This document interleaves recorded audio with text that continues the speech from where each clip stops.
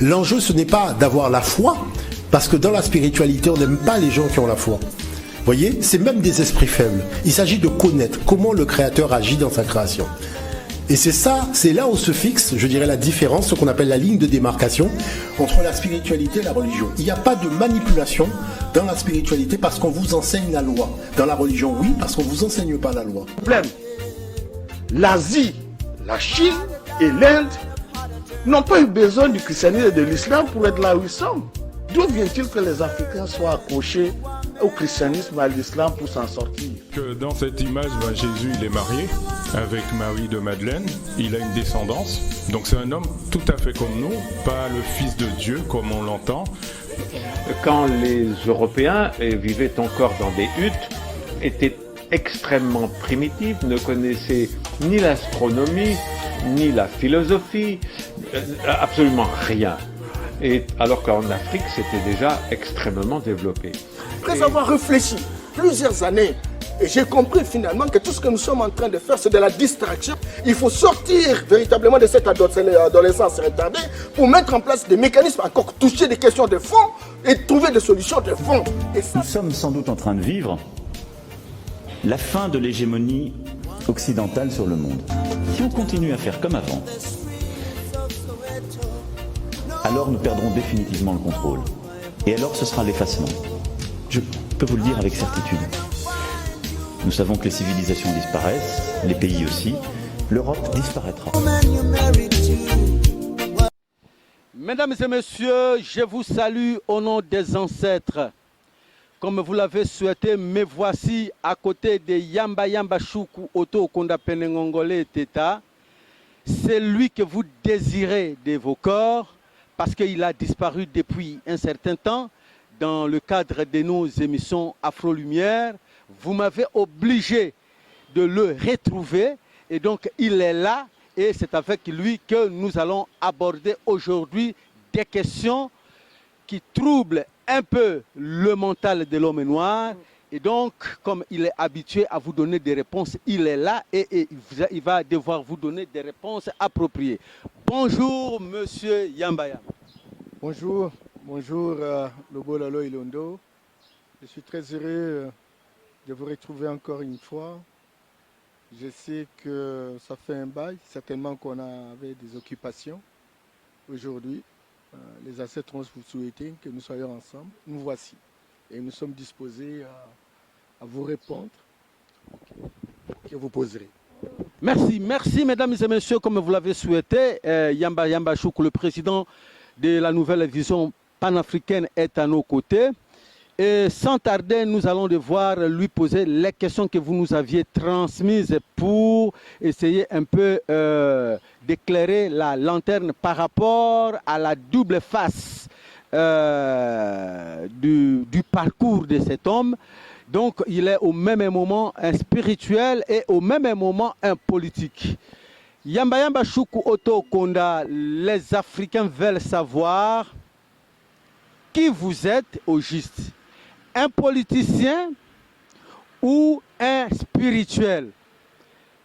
Est-ce possible d'être au même moment un politicien et un spirituel? Parce que c'est ce que vous semblez être. Vous êtes qui au juste? On veut le savoir aujourd'hui. Merci, merci pour la question. Spirituel, politicien, je suis les deux. C'est pourquoi je suis Yamba. Ça fait plusieurs années que je me suis occupé à faire la politique en tant que gestion de la cité. C'est aussi vrai que je considère que pour faire une bonne politique, il faut être spirituellement bien assis. Parce que le spirituel, c'est l'esprit de Dieu incarné dans le corps humain. Et donc, comment peut-on conduire une société? Comment peut-on conduire une cité si on n'a pas l'esprit de Dieu? Et j'estime que cet esprit s'incarne à travers une personne. Et c'est comme ça que je suis à la fois politique et spirituel. Certainement que l'arbre vous dira qu'il est aussi spirituel. Parce que c'est une créature aussi de Dieu. Un animal, je ne sais pas lequel, vous dira aussi. Parce que tous, nous sommes le résultat de l'éclatement de Dieu en tant qu'énergie qui s'est incarné dans chacun de nous, dans la nature naturelle. Donc, pour répondre vite à votre question, je suis à la fois politique, parce que j'ai fait effectivement la politique active à travers l'UDPS, mais également, je suis un spirituel parce que je suis un esprit de Dieu incarné dans mon corps humain. Très bien. Vous êtes un esprit de Dieu incarné dans un corps humain, mais il va sans dire, M. Yamba Yamba, qu'il y a malaise. On s'est dit, et on le remarque déjà, que la politique africaine telle que ça se présente aujourd'hui ne fait pas bon vent avec la spiritualité africaine. Vous êtes dans l'UDPS, le parti présidentiel, vous êtes très proche du chef de l'État. Or, il s'est fait que nos ancêtres étaient des autocrates. Ils étaient des rois, il n'y avait pas de démocratie. Par contre, aujourd'hui, vous êtes dans l'UDPS, un parti politique qui se réclame de la démocratie. Union pour la démocratie et le progrès social. Alors, ça devient un malaise. Et pour M. Yamba Yamba, comment parvenez-vous à lier, à concilier la démocratie qui est aux antipodes de votre spiritualité? Voilà. Merci croyant. C'est une question pertinente. Il faudrait vraiment que les gens ouvrent leurs oreilles. Vous avez posé un postulat selon lequel nos ancêtres étaient des autocrates. Entre-temps, la démocratie qui est importée, qui est avec nous, elle est fondamentalement une démocratie qui donne la possibilité au peuple de s'imposer par rapport à la gestion. Ah, croyants, faites attention. Faites attention de déclarer l'autocratie de nos ancêtres. Vous savez que chaque espace géographique a ses propres réalités. Raison pour laquelle vous avez au nord de l'Afrique, vous avez les Arabes. Ici au centre, vous avez les Bantous. Donc chaque espace a ses réalités. Et si on ne connaît pas ces réalités-là, on ne peut pas avancer. Mais si on amène des réalités qui sont praticables ailleurs pour imposer dans un autre espace, c'est que très clairement, les gens qui vivent dans cet espace n'ont ni la culture, ni la mentalité d'accueillir, n'est-ce pas, les réalités qui viennent d'ailleurs, et donc il y aura court-circuit. Et on n'avancera pas. La démocratie dont vous parlez, à la différence de la démocratie juxtaposée de nos ancêtres que vous considérez comme autocratique, c'est cette démocratie qui est venue d'ailleurs. C'était une démocratie qui est un système de gestion qui a été utilisé ailleurs et qui a connu aussi des douleurs d'enfantement. Sinon, il n'y aurait pas la première, deuxième, troisième, quatrième, cinquième République. Et qu'aujourd'hui, en France, on est en train même de chercher une sixième. C'est que très clairement, cette fameuse démocratie paraît fondamentalement porter des germes, des problèmes. Cependant, nos ancêtres, qui sont l'incarnation, le dépositaire de l'esprit de Dieu, qui, à l'éclatement de Dieu en tant qu'énergie, ont réussi un certain nombre de principes, ont réussi un certain nombre de lois, ont organisé notre société en fonction de lois qui ont été reçues. Et c'est ce qui a fait qu'à un moment donné, il y a eu des empires, il y a eu des royaumes, etc. Il y a eu des modèles. Un peu presque partout quand vous êtes en Afrique noire, on a connu des moments. Et croyants, nous avons vécu 200 à 300 000 ans, si je considère les propos de Kofi Gomez, avant qu'une autre race, et ça c'est Bob Basson qui ajoute, sans qu'aucune autre race, sans qu'aucune autre culture ne puisse exister dans le monde.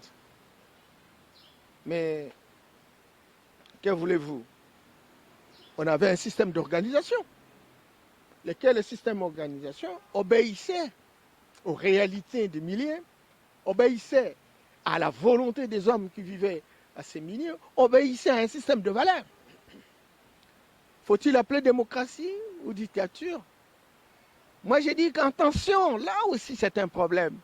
Parce que l'impression que ça donne aujourd'hui, c'est de considérer que ce que nous appelons démocratie, qui relève d'une république ou d'un royaume à l'occidental, est une démocratie universelle. Or, la démocratie universelle n'existe pas, croyant. La démocratie universelle, et d'ailleurs, des grands auteurs, des grands penseurs, des grands savants contemporains occidentaux l'ont démontré. Donc la démocratie est relative. La démocratie est relative, et j'appelle ton terme. Ce n'est pas un idéal civilisationnel. Edgar Morin, il vient de fêter ses 100 ans. Il l'a dit, quoi, depuis de son expérience cumulée, aucune civilisation n'est supérieure à une autre. Aucun système de valeurs n'est supérieur à un autre. Et que les différents systèmes de valeurs cohabitent. Et chaque espace où il y a un système de valeurs a une perception par rapport à une réalité. Et donc, si nous avons par exemple cette caméra, et donc cette caméra-là est perçue par l'Occident à sa manière. Nous aussi, nous pouvons avoir notre propre perception par rapport à cette caméra. Mais les deux réalités peuvent cohabiter. Mais il ne faut pas dire que la perception occidentale est supérieure à la perception, par exemple, de moi qui suis africain. Ou la perception occidentale doit être généralisée à travers le monde. Aujourd'hui, nous avons opté pour la démocratie occidentale. Où est-ce qu'on en est? Non seulement on a connu la traite négrière, on a connu la colonisation, la néocolonisation, une indépendance qui est une peine perdue, 61 à 0. Mais n'est-ce pas, on nous a dit qu'il faut pratiquer la démocratie en ayant des partis politiques, en ayant des associations, des syndicats, des corporations professionnelles, en ayant un droit gréco-romain ou romano-germanique. Tout ça, nous avons mis en place. Où est-ce qu'on en est? Quand on organise les élections chez nous, c'est combien de personnes connaissent les règles du jeu? Moi, j'ai été à Itipo, j'ai été à Bokoro en décembre 2005, lors des élections, le référendum sur la Constitution. Et lorsque j'ai été en train de discuter avec les gens, on me disait, nous allons élire Kizenga, nous allons élire Tshisekedi. Une question d'adoption d'un référendum devient une question d'élection. Donc, on n'a rien compris. Et tous les différents partis politiques qui se présentent au point de la population n'ont pas d'offres politiques, n'ont pas de projets.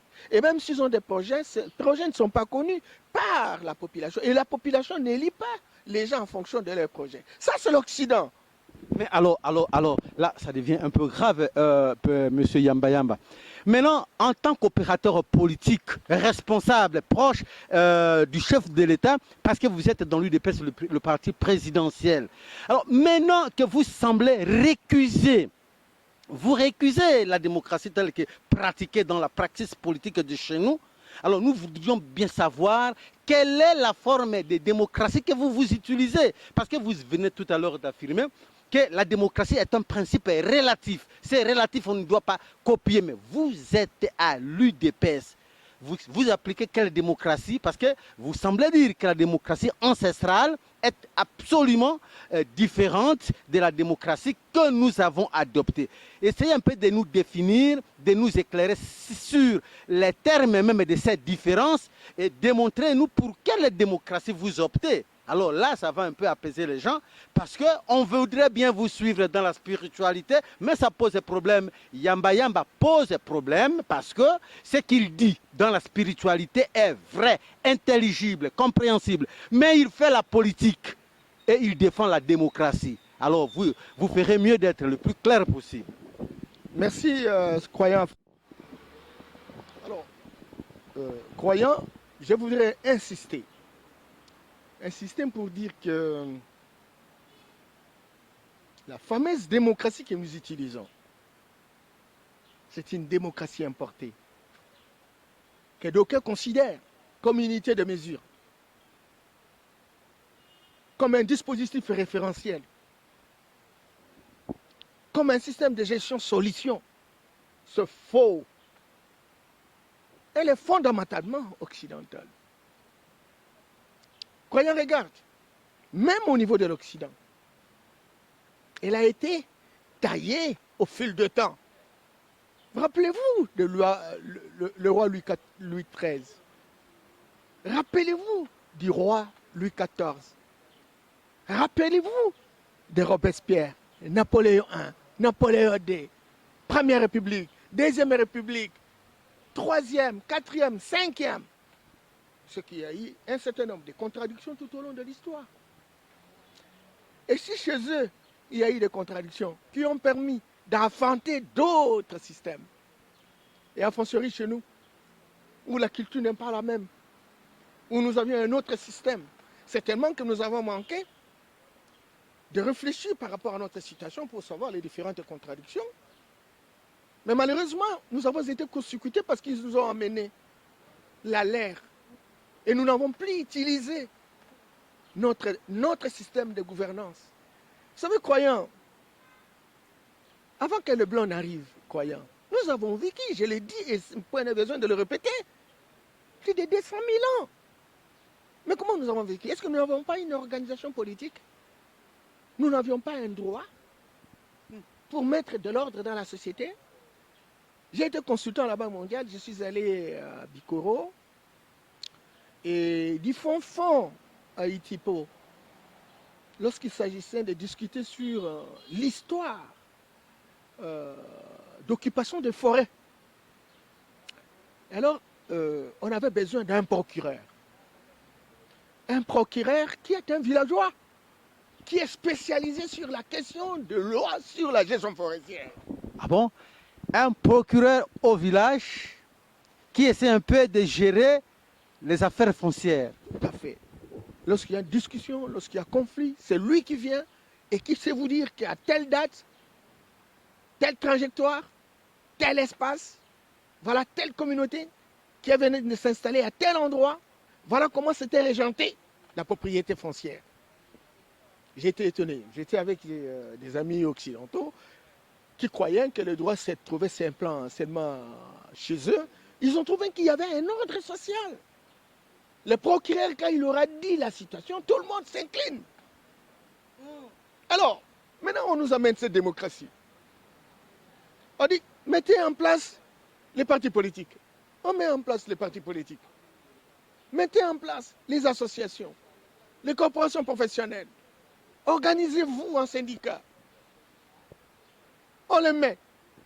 Mettez en place des objectifs, des programmes, des budgets, compagnie, etc. On les fait. Résultat, zéro. Et alors, on va continuer avec cette fameuse démocratie où il n'y a qu'une seule, il y a 1% des gens qui comprennent les règles de jeu. Et même si c'est 1% comprend les règles de jeu, mais comprenez-moi, ils n'ont pas le cœur dans l'ouvrage. Ils mémorisent ça et ça s'arrête là. Il n'y a pas une conviction. Mais c'est cette démocratie, M. Yamba Yamba, qui vous a amené au pouvoir. Aujourd'hui, vous dirigez le pays avec l'UDPS. Au nom de cette démocratie, je voudrais bien que vous reveniez, vous entriez cette fois-ci véritablement dans la question.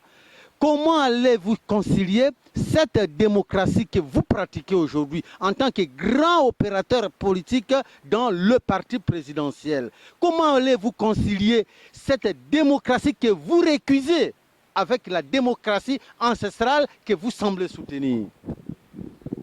N'oublie pas que je suis opérateur politique, mais je suis panafricaniste. Et comme panafricaniste, je cherche une voie de sortie des crises. Je pars d'un constat, certainement que nous sommes arrivés au pouvoir avec la démocratie occidentale, une démocratie qui nous a divisés, une démocratie qui nous a fissurés, une démocratie qui est vraiment la cause conflictogène, une démocratie qui n'a aucune plus-value, parce que ça nous a fait perdre autant de personnes qui sont mortes essentiellement à cause de cette fameuse démocratie. Et je pars d'un postulat selon lequel cette démocratie ne nous amènera nulle part. en tout état de cause, eh bien, il faut l'abandonner. Bien que nous sommes arrivés au pouvoir par rapport à cette démocratie. Bon. Et alors nous disons que c'est maintenant ou jamais. Étant donné que le Congo est la gâchette du revolver en Afrique, que les temps soient donnés pour qu'on invente une autre démocratie à l'africaine, une autre démocratie afrocentrique. Et notre espace est très riche pour avoir véritablement cette démocratie qui, du reste, devrait être copiée de nos ancêtres, mais modernisée. On copie et on théorise, on modernise. Parce que les gens vont me dire, écoutez, on va vivre comme au village.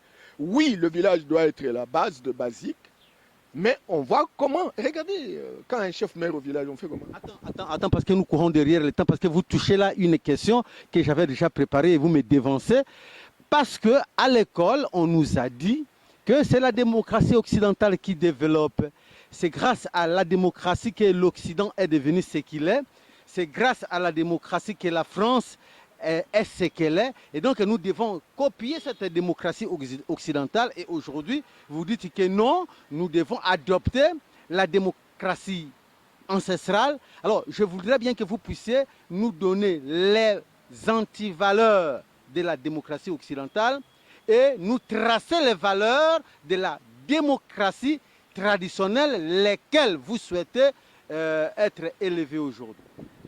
Je continue à insister que chaque espace a son système de gouvernance. L'Occident a, et chaque système de gouvernance tire son origine des valeurs de la société. L'Occident a survécu pendant des millénaires sur base d'un système de gouvernance ancestral, mais qui a été de plus en plus modernisé. C'est ce qu'on appelle la civilisation occidentale, que l'Occident a la prétention d'universaliser, qui est un faux postulat, une fausse perception. Et donc, ils veulent nous aider à nous développer grâce à leur démocratie quand même. Malheureusement, on en est où là? On en est où là? Bien au contraire, la démocratie devient un piège pour nous assujettir, pour nous infantiliser, pour nous instrumentaliser, pour nous clochardiser. C'est ça véritablement la démocratie. Il faut diviser pour mieux régner. Il faut nous opposer entre nous. Nous avons connu une Afrique traditionnelle qui avait un système de gestion où l'on fait des palabres à l'africaine, où on discute, on dégage un consensus, où on n'avait pas de clivage politique et idéologique. Tout cela est venu de l'Occident. Ce n'est pas en concordance, ni en cohérence mathématique avec notre culture, notre civilisation. Et nous sommes tombés. Regardez. Nos ancêtres, ils avaient une manière d'élire un chef. Quand je dis ces choses-là, les gens ne vont pas comprendre en disant non, Yamba, il veut que son chef reste. Attention, allez dans nos villages. Un chef fait combien d'années au pouvoir? Il y a la stabilité, il est préoccupé de ses citoyens, il a ses notables. Certainement qu'au bout du village, il y a une case où il y a quelqu'un qui peut-être ne peut pas être d'accord, qu'on concile de temps en temps. Mais il n'y a pas de clivage idéologique. Et le chef reste. Mais non, parce que nous avons copié les droits gréco-romains. Nous avons copié les droits romano-germaniques. Où il y a des mandats. Il n'y a pas longtemps en France, il y avait 7 ans. Mais la France a vécu de millénaires. Mais il y a eu un mandat de 7 ans. Le pays a été déjà construit.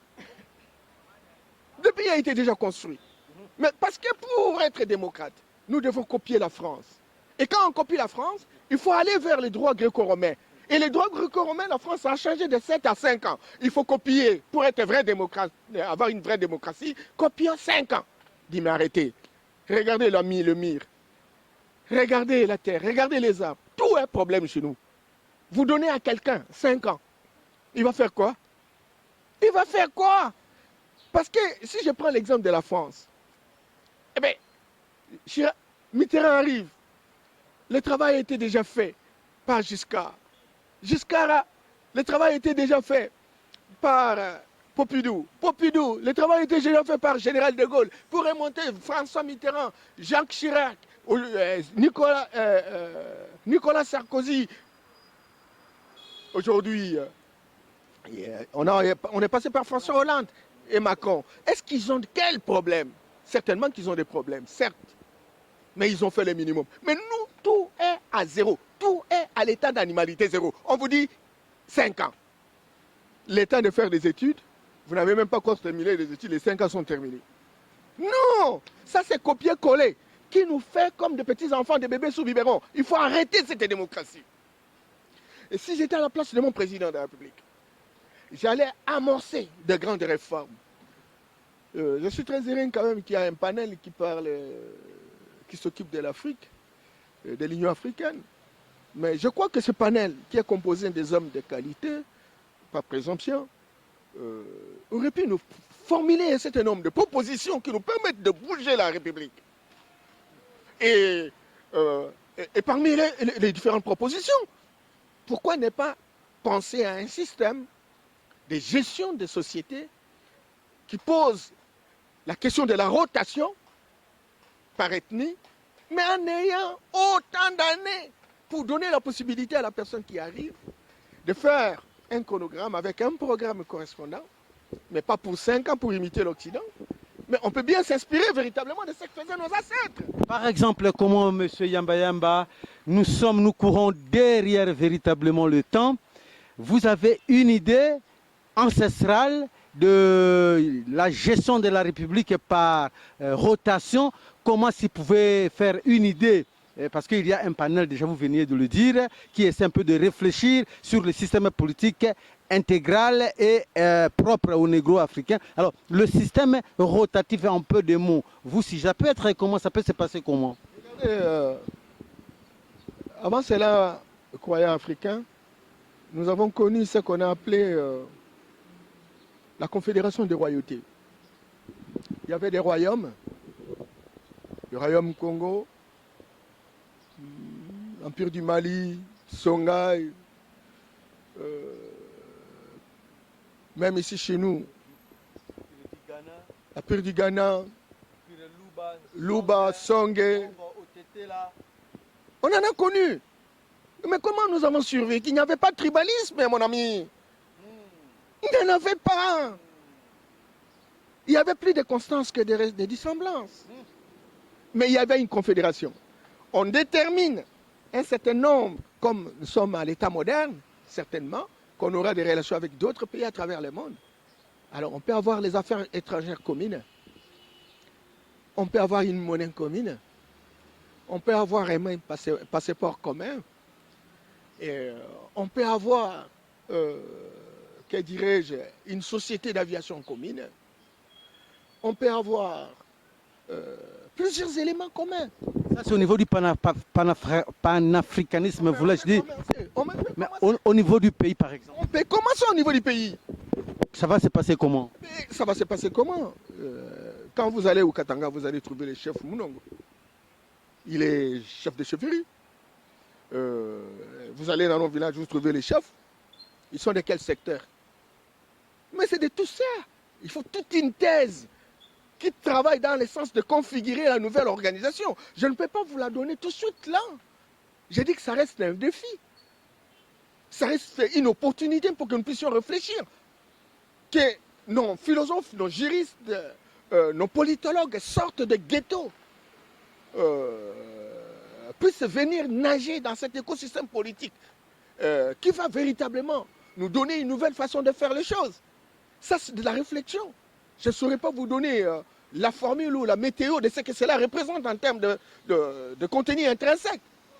Mais j'ai dit qu'il y a moyen de réfléchir pour partir des héritages traditionnels et sur base de ces héritages traditionnels, on monte un arrangement institutionnel qui nous permette véritablement d'avoir la fondation, d'avoir les racines, d'avoir les particularités, d'avoir les spécificités qui sont les nôtres. C'est très important. Le grand malheur aujourd'hui, c'est quoi? C'est que nous sommes pas ce que nous devrions être. Nous sommes ce que les autres voudraient que nous soyons. Et donc, nous devions des copies certifiées conformes. Et quand j'ai cité Edgar Morin, il dit dans la théorie des deux vérités contraires, il dit la société est très complexe Et cette complexité pousse à l'existence de plusieurs réalités. Les réalités qui sont en interaction doivent se respecter les unes les autres. Aucune réalité ne peut supplanter l'autre. Il faut donc construire une cohérence de telle sorte qu'il y ait cohabitation pacifique. Le malheur de l'autre situation, c'est que l'Occident a prétendu avoir les secrets pour tout le monde. Et voilà, en utilisant ces secrets, on est resté dans une situation catastrophique. Donc, moi je souhaiterais, au regard de l'ampleur des problèmes qui sont les nôtres, au regard justement de cette acculturation que nous sommes plongés sans aucune révisitation critique, au regard des écoles qui ont été mises en place, qui visiblement ce sont des écoles de répétition ou de récitation. Or, nous voulons aller dans la direction d'une école d'initiation, comme ça se fait chez eux. Croyant, nous avons suivi avec vous une vidéo où on a assisté à un festival de Nevada. Vous avez suivi comment des grands, des Occidentaux, se retrouvent pendant une semaine pour être en communion avec leurs ancêtres. Absolument. Et quand vous êtes à l'université de Navarre, il y a 3 composantes. Il y a la composante théorique, la composante pratique et la composante spirituelle. Et donc, on apprend la théorie, on fait les travaux pratiques, mais il y a des moments où on vous appelle à l'initiation pour que vous puissiez justement être compatible, n'est-ce pas, avec la métaphysique. La construction des interactions entre la physique et la métaphysique. C'est ce qui nous reste. C'est pourquoi on n'a pas de génie. On ne sait pas créer. Parce qu'on n'a pas un savoir spirituel. Quand nos frères créent des avions qui voyagent dans l'espace, mais ils ont un génie. Ces génies viennent de la spiritualité. La spiritualité vient de l'esprit que Dieu a donné en termes d'énergie aux gens pour être en mesure d'avoir la profondeur et de créer de manière à maîtriser votre environnement. Aujourd'hui, nous ne sommes pas là. Nous sommes des diplômés acculturés au lieu d'être des élites éclairées. Et l'éclairage vient de la spiritualité. Et la spiritualité chez nous est considérée comme la sorcellerie. Alors, c'est que nous sommes bloqués. Nous sommes bloqués. Et comme nous sommes bloqués, il ne faut pas avoir des questions taboues. Nous avons besoin aujourd'hui que nous ayons des panafricanistes. Je suis heureux dans notre pays. Le président s'en réclame. Et donc, on est bien parti, encore que ça se généralise dans tous les pays africains, pour qu'on puisse véritablement s'interroger sur les héritages de nos héritages traditionnels, pour qu'on sélectionne ces héritages-là, qu'on essaie de théoriser ces héritages-là dans les différents secteurs de la vie nationale. Et cela va nous permettre naturellement d'avoir des génies qui créent des tales, nos propres maisons. Parce que, croyant, et je termine par là, vous savez, lorsqu'il y a eu traite négrière, croyant Nangaï, mais avant qu'il n'arrive, mais nous avions des compteurs, nous avions des forgerons. Aujourd'hui, on pourrait même fabriquer des bombes. Nous avions des architectes, nous avions des historiens. Vous allez dans nos villages, on en trouvait. Et quand ils sont venus, non seulement ils ont déporté 200 à 500 millions de personnes, ils ont pris les meilleurs d'entre nous pour aller dans les Caraïbes, pour aller en Amérique. On a laissé des hommes et des femmes qui n'étaient pas suffisamment initiés. Certes, on les trouve quelques rares, croyants. Mais écoutez, il faut les identifier. Il faut sortir du ghetto. Il faut les mettre à la place publique. Il faut qu'on considère que la notion de l'enfer qui a fait peur, c'est une notion, c'est une légende. Et que la Bible n'a jamais été écrite par Dieu. Et que la Bible n'est pas une dictée surnaturelle. Et que la Bible a été idéologisée au service des puissances d'argent qui nous a colonisés et qui continuent à nous coloniser jusqu'à aujourd'hui. Et ça, il faut avoir le courage, il faut avoir l'audace, il faut avoir la détermination. Mais là aussi, il faut avoir quelqu'un qui puisse rester pendant longtemps au pouvoir et qui puisse... L'Occident a accusé des dictateurs simplement parce qu'il est resté 42 ans. Entre-temps, quand vous regardez la situation qui a été créée par le colonel Kadhafi pour sa population, où on ne payait pas l'école, où on ne payait pas les soins de santé, où les villages étaient organisés, où les paysans avaient des moyens même de mobilité, etc., où le logement a été donné, où les jeunes Libyens devraient aller partout où on trouvait véritablement des enseignements qu'on ne trouvait pas en Libye. Et voilà aujourd'hui, ils l'ont mis en fait en sang, simplement parce qu'ils ne veulent pas des innovations, ils ne veulent pas qu'on se réconcilie avec, n'est-ce pas, nos traditions. Et aujourd'hui, nous avons des fameux scientifiques qui ne se pas des scientifiques, mais des commentateurs scientifiques. Et nous avons besoin d'avoir des scientifiques, nous avons besoin d'avoir des chercheurs, certes, mais nous ne voulons plus avoir des chercheurs, nous avons besoin de trouver. Parce que les chercheurs continuent à chercher à l'occidental, et nous avons besoin de chercheurs qui cherchent et qui trouvent dans notre tradition. Et donc, c'est de cette manière-là, sincèrement, que nous aurons même la vraie démocratie. Et ils vont identifier la démocratie qui était pratiquée par nos ancêtres. On va théoriser, on va moderniser et on va avoir un système de gouvernance qui a une fondation, qui a des racines, qui a une spécificité chez nous.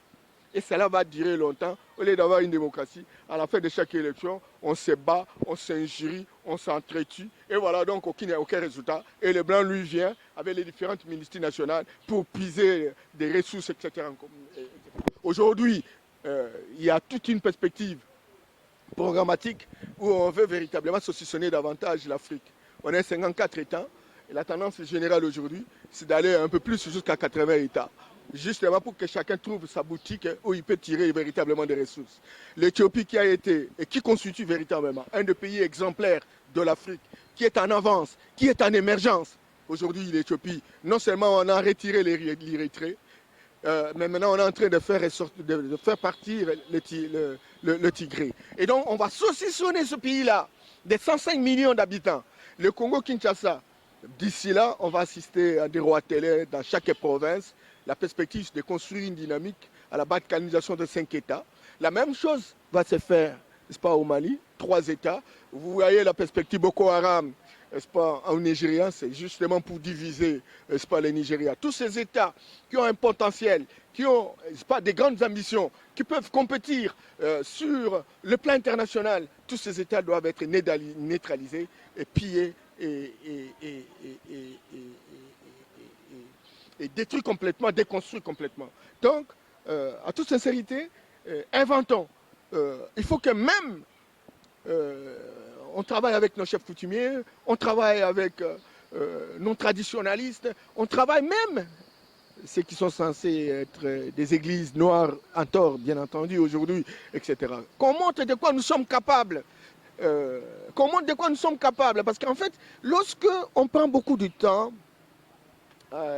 justement, à vouloir imiter les églises de réveil. Parce que la tendance générale, c'est la personnalisation. Et puis bon, au lieu que chacun soit chez lui en train de comprendre qu'il y a une énergie, et cet égrégore-là va l'aider à trouver solution, on veut croire qu'il y a un personnage qui va donner solution au problème. Oh non.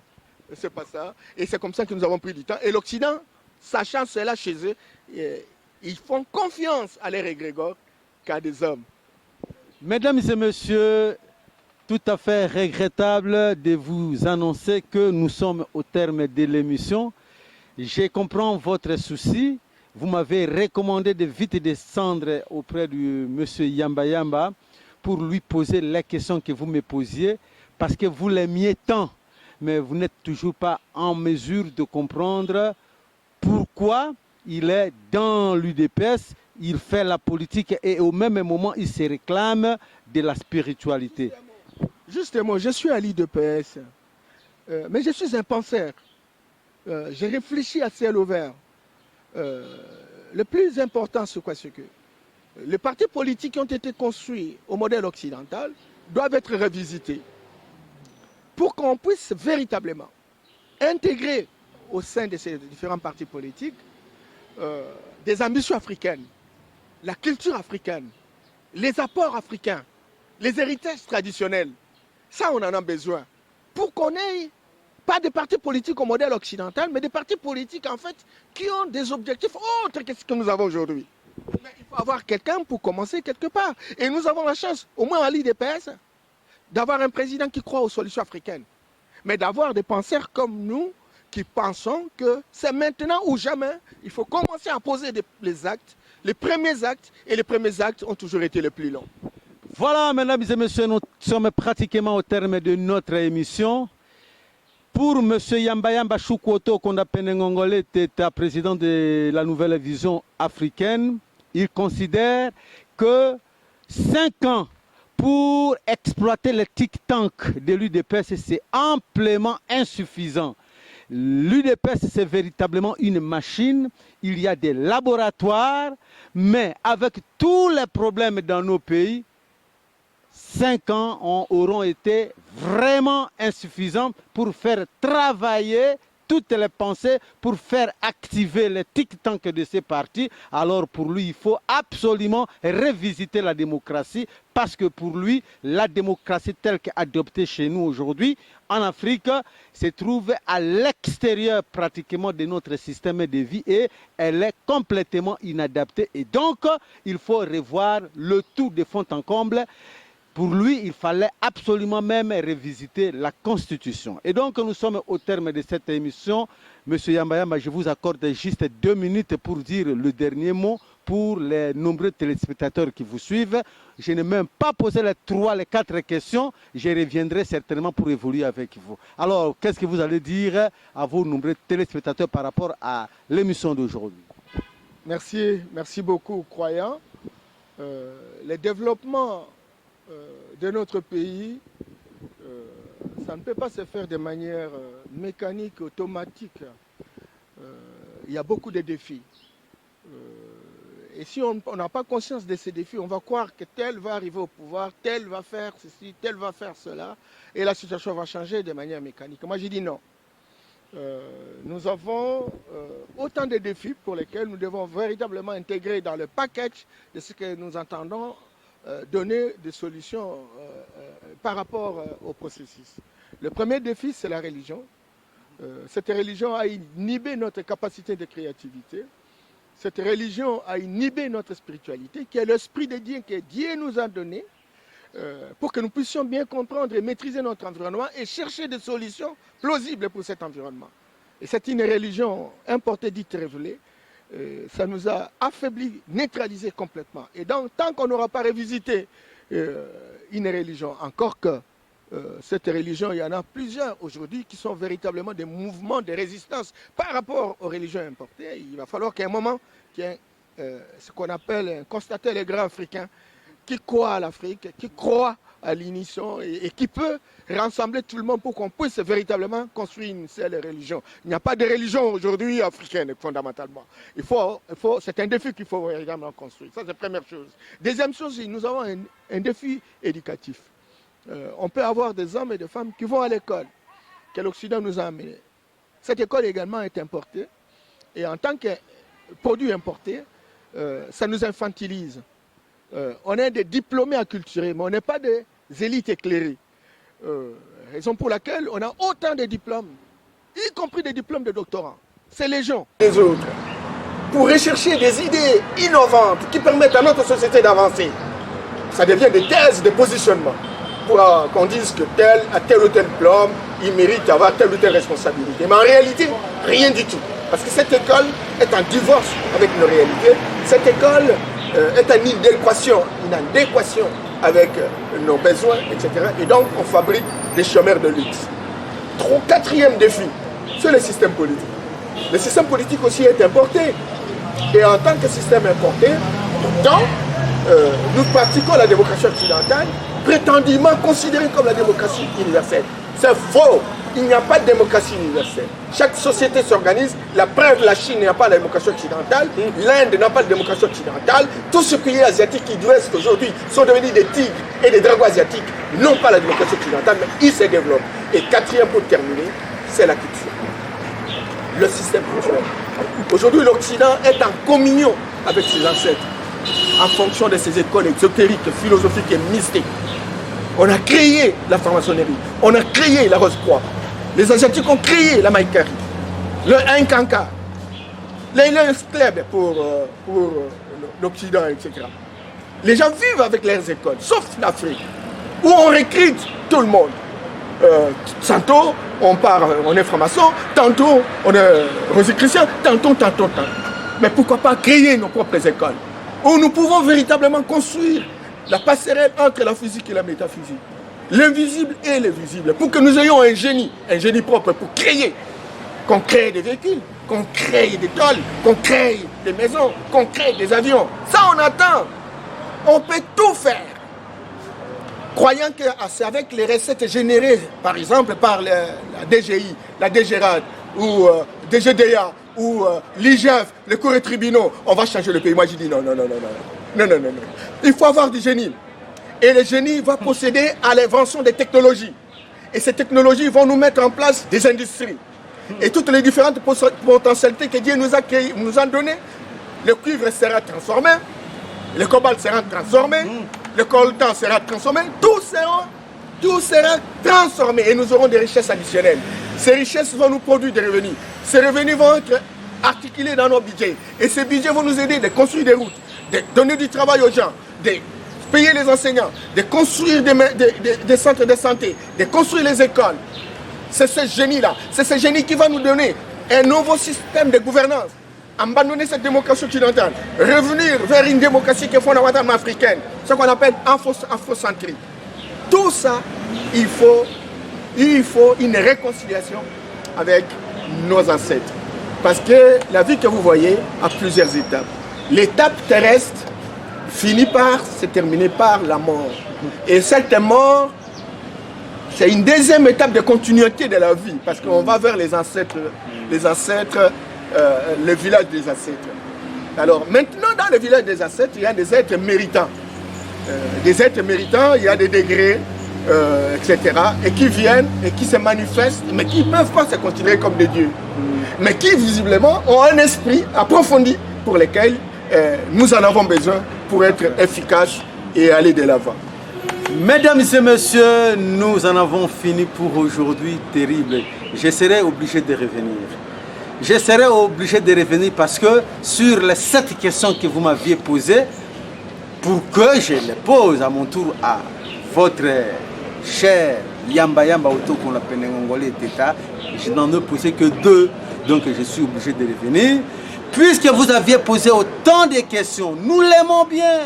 Il racontait de bonnes choses dans la spiritualité, mais la politique ne semble pas marcher. Voilà, il a beaucoup de choses à vous dire et là il aurait été clair que sans spiritualité, sans religion responsable, sans retour dans nos propres valeurs, il n'y a pas d'issue. Et donc il a proposé véritablement un changement à tous les niveaux, un changement des lois. 5 ans, pour lui, on ne peut pas fonctionner. On ne peut pas fonctionner pour un pays en détresse. La démocratie, ce n'est pas une bonne chose. Du moins, la démocratie à l'occidental n'est pas une panacée. Ce n'est pas une panacée. Mesdames et messieurs, je reviendrai la prochaine émission. Encore une fois, je vous le promets, ça sera avec lui. Nous devons exploiter cet homme de fond en comble pour savoir un peu plus sur la praxis de la politique dans nos pays. Voilà, nous en avons fini aujourd'hui et la prochaine émission, c'est déjà la semaine prochaine. D'ici là, portez-vous bien, que la paix des ancêtres soit avec vous.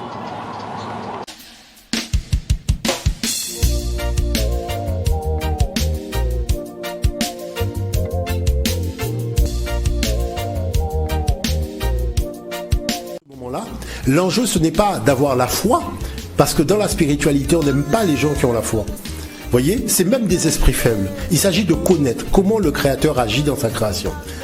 Et c'est ça, c'est là où se fixe, je dirais, la différence, ce qu'on appelle la ligne de démarcation entre la spiritualité et la religion. Il n'y a pas de manipulation dans la spiritualité parce qu'on vous enseigne la loi. Dans la religion, oui, parce qu'on ne vous enseigne pas la loi. L'Asie, la Chine et l'Inde n'ont pas eu besoin du christianisme et de l'islam pour être là où ils sont. D'où vient-il que les Africains soient accrochés au christianisme, à l'islam pour s'en sortir? Que dans cette image, Jésus il est marié avec Marie de Madeleine, il a une descendance, donc c'est un homme tout à fait comme nous, pas le fils de Dieu comme on l'entend. Quand les Européens vivaient encore dans des huttes, étaient extrêmement primitifs, ne connaissaient ni l'astronomie, ni la philosophie, absolument rien. et alors qu'en Afrique, c'était déjà extrêmement développé. Après avoir réfléchi plusieurs années, et j'ai compris finalement que tout ce que nous sommes en train de faire, c'est de la distraction. Il faut sortir véritablement de cette adolescence retardée pour mettre en place des mécanismes, encore toucher des questions de fond et trouver des solutions de fond. Et ça... Nous sommes sans doute en train de vivre la fin de l'hégémonie occidentale sur le monde. Si on continue à faire comme avant, alors nous perdrons définitivement le contrôle. Et alors ce sera l'effacement. Je peux vous le dire avec certitude. Nous savons que les civilisations disparaissent, les pays aussi. L'Europe disparaîtra.